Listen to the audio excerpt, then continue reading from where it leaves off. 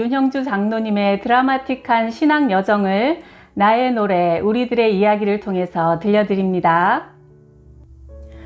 나는 어머니를 따라 기도원으로 가고 있었다. 삼각산으로 올라가는 길에는 개나리와 진달래가 한창이었고 하늘에는 구름이 한가롭게 떠다녔다. 놀러가기 좋은 봄 날씨였지만 내 눈에는 아무것도 들어오지 않았다. 인생의 좌절에 있는 42살의 아들을 70 넘은 어머니가 기도원으로 데려가고 있었다. 형주야, 기도하자. 기도밖에 없다. 내 귀에는 어머니의 말이 들어오지 않았다. 내 문제를 당장 현실적으로 풀어주지 않는 한 누구의 말도 위로가 되지 않았다. 기도원으로 가는 것도 어머니가 하도 가자고 하여 막막한 심정에 그냥 따라가고 있을 뿐이었다. 기도는 집에서도 수없이 했다. 그동안 사업한답시고 신앙생활에 게으름을 피운 것도 회개하고 제발 저 좀 살려달라고 하나님께 빌어보기도 했다. 하지만 하나님은 대답이 없으셨다. 기도원에 거의 다 왔을 때 어머니가 말했다. 돈 문제를 돈의 문제로 보지 마라. 돈 문제는 영혼의 문제다. 어머니의 말에 나는 대답하지 못했다. 절박한 나에게는 현실성 없는 의례적인 말로 들렸다. 영혼의 문제든 무슨 문제든 내게 당장 필요한 것은 오직 돈이었다.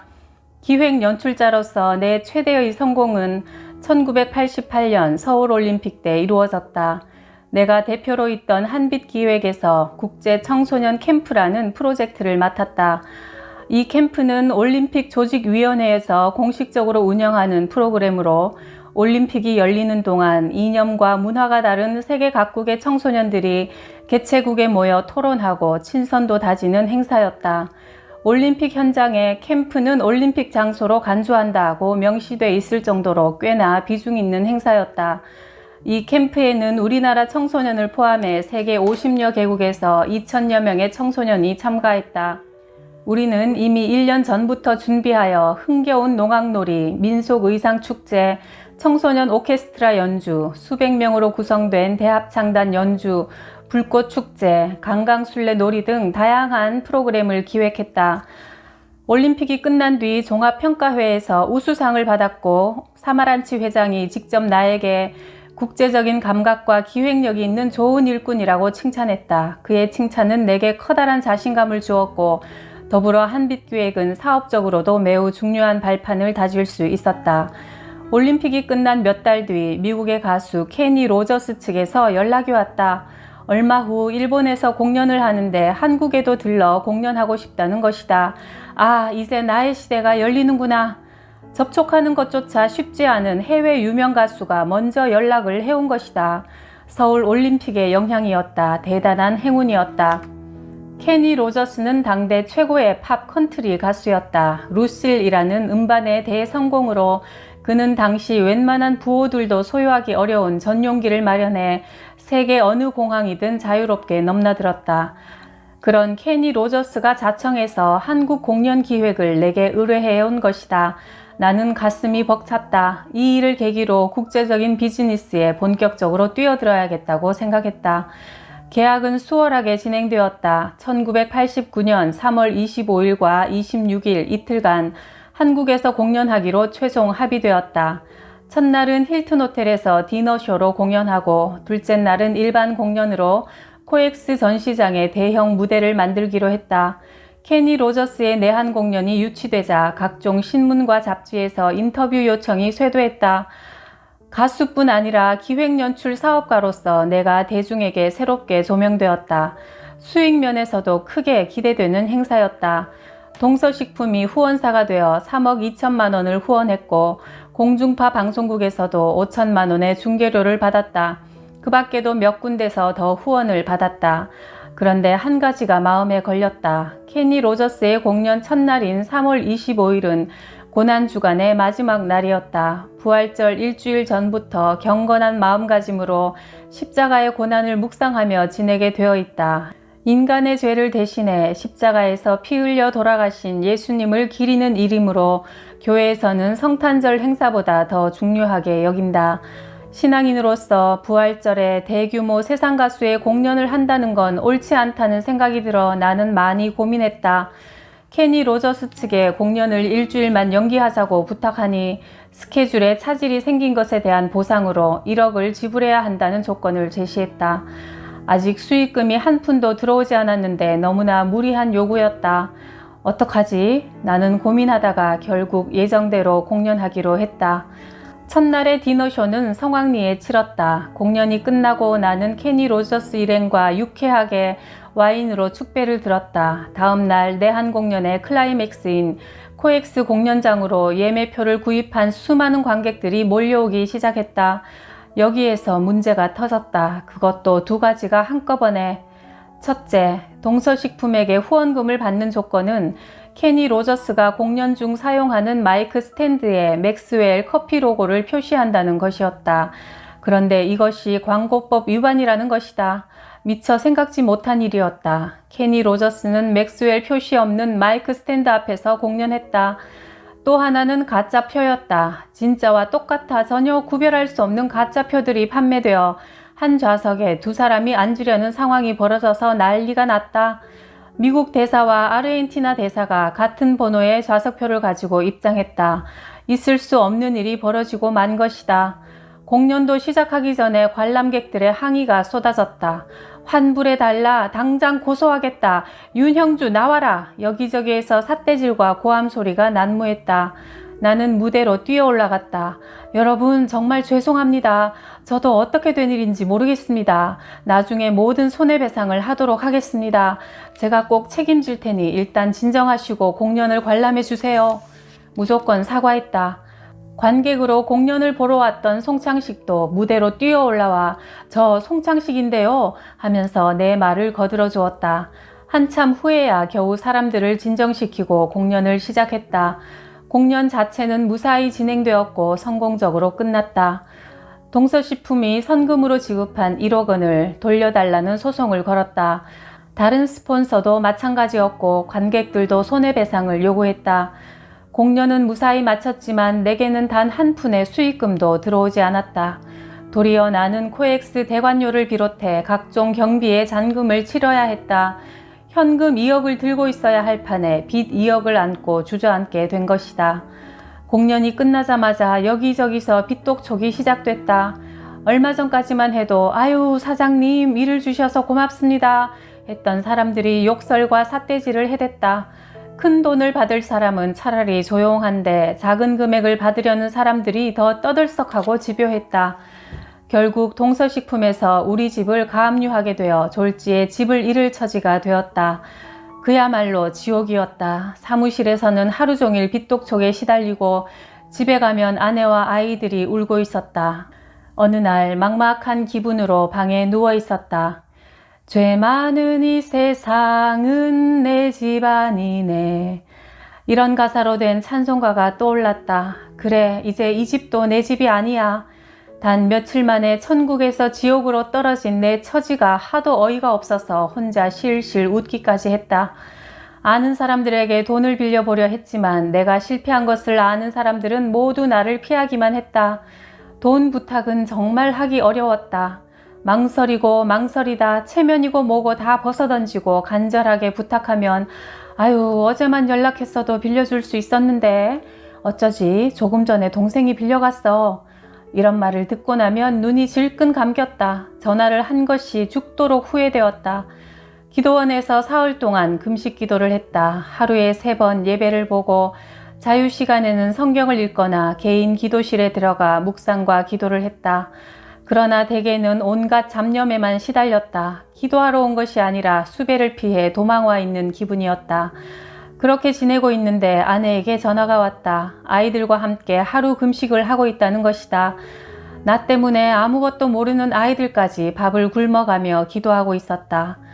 어느 날 성경을 읽다가 잠언 3장 5절에 이르렀다. 너는 마음을 다하여 여호와를 신뢰하고 내 명철을 의지하지 말라. 너는 범사의 그를 인정하라. 그리하면 내 길을 지도하시리라. 스스로 지혜롭게 여기지 말지어다. 여호와를 경외하며 악을 떠날지어다. 명철, 이 단어가 비수처럼 가슴에 꽂혔다. 똑똑한 척하지 말라는 이야기다. 자기 머리와 능력을 자랑하며 교만하지 말라는 이야기다. 내가 바로 그랬었다. 뒤통수를 후려 맞은 듯 했다. 올림픽 행사를 성공리에 마쳤을 때 나는 세상의 어떤 행사도 다 감당할 수 있을 것 같았다. 내 창의적인 기획력, 판단력, 추진력에 스스로 한껏 대견스러웠다. 케니 로저스로부터 먼저 섭외를 받았을 때는 세상이 다 내 손안에 들어온 것 같았다. 그래, 형주야, 네 잘난 명철의 역사가 얼마나 되었냐? 나는 나 자신에게 물었다. CM송에 성공하고 큰 행사 몇 번 치르면서 나는 더없이 교만해져 있었다. 나 스스로 그 점을 잘 알았다. 마음속에 늘 내가 최고라는 자만심이 부풀어 있었다. 신앙생활은 어땠는가? 마음만은 고난주간을 지켜야지 생각해놓고 고난주간이 끝나는 밤에 호텔 디너쇼에 사람들을 불러다 먹고 마시게 하며 즐겼다. 고난주간을 머리에 떠올리지도 않았다. 그전부터 행사 준비로 주일 예배를 걸으면서도 에이, 하나님이 다 이해해 주시겠지 하고 나 편한 대로 생각했다. 나는 통곡하며 회개했다. 매를 들어 치신다는 말이, 일부러 시련을 주신다는 말이 무엇인지 가슴 깊이 깨달아졌다.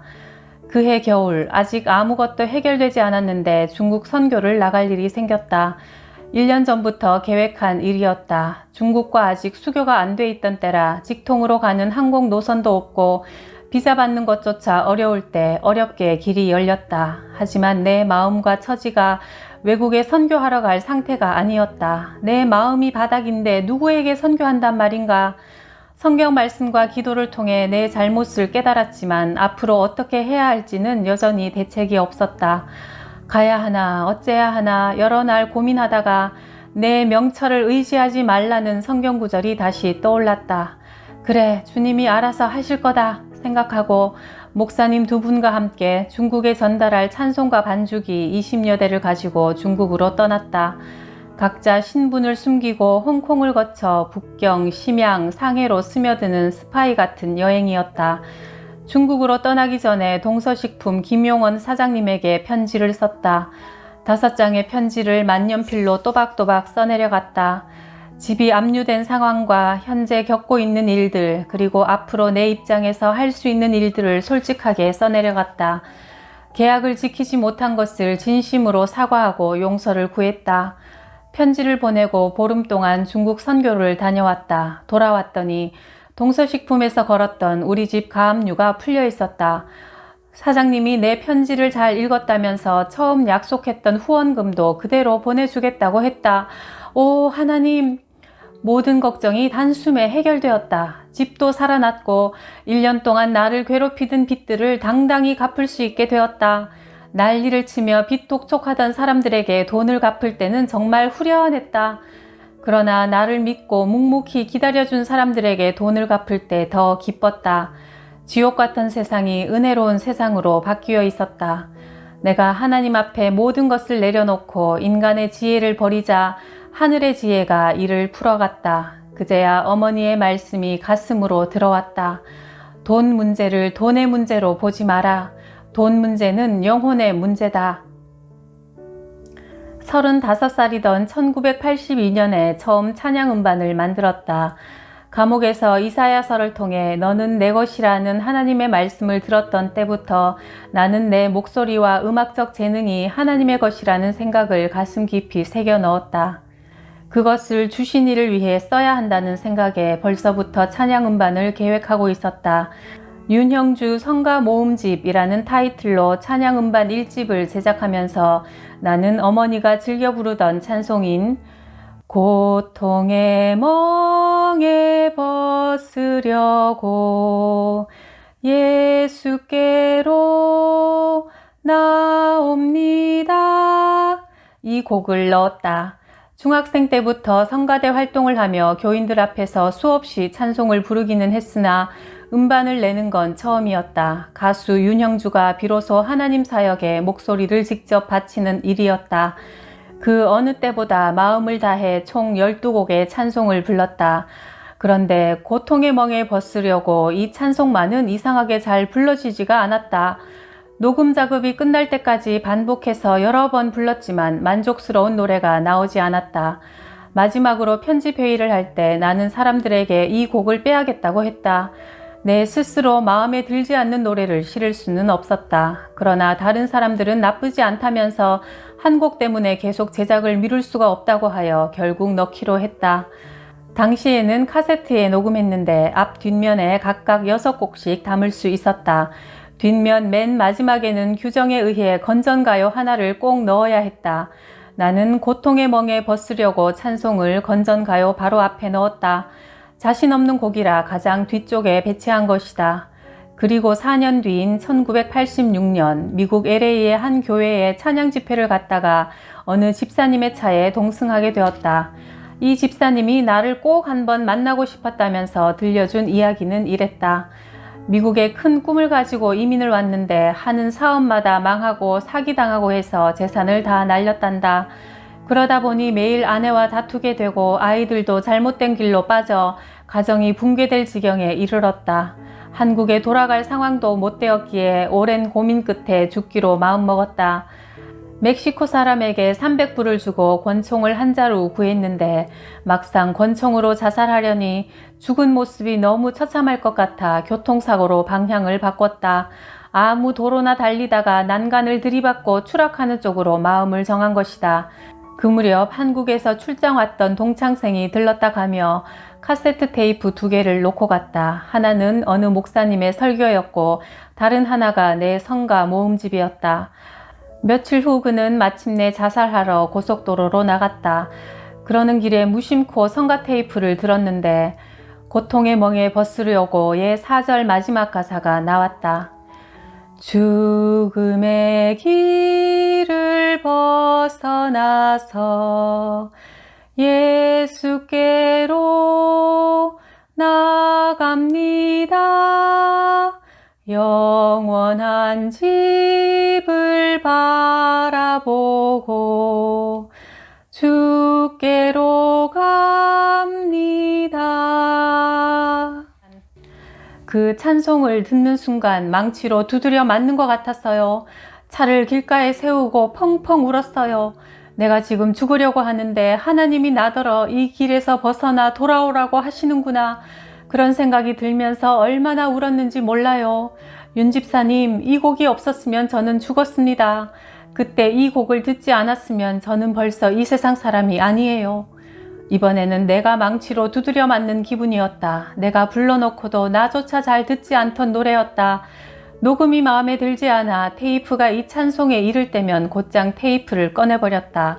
그렇게 내 자신에게도 홀대받던 노래였다. 그런데 한 사람이 이 곡을 통해 죽음의 길에서 벗어났다. 윤형주의 배후에서 윤형주를 통하여 하나님이 역사하고 있다는 사실이 새삼 가슴 깊이 느껴졌다. 아주 작은 행위 하나라도 그것에 선한 마음과 정신이 담겨 있다면 하나님은 그것을 민들레 씨앗처럼 퍼뜨려 나는 알지도 못하는 어느 영혼에 가닿게 한다. 하나님이 일하시는 방식은 실로 오묘하고도 경이롭다. 비슷한 경험이 또 있다. 1982년 하는 일마다 잘 안 풀려 매우 지쳐 있을 때 인천 공설 운동장에서 열리는 청소년 전도 집회에 강사로 가게 돼 있었다.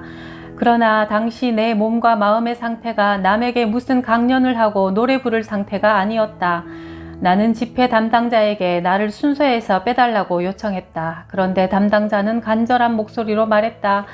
윤 집사님, 오셔서 10분만 서 있다 가시더라도 꼭 와주십시오.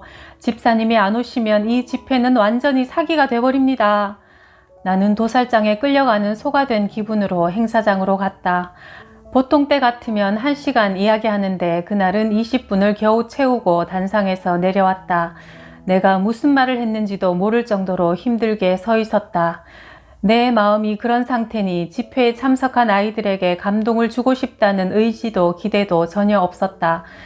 그리고 6년 후 온누리교회에서 한 청년이 다가와 인사했다. 윤형주 집사님, 꼭 뵙고 싶었습니다. 6년 전에 인천에서 청소년 전도 집회에 오신 적이 있죠. 제가 그때 고등학생으로 그 집회에 갔었습니다.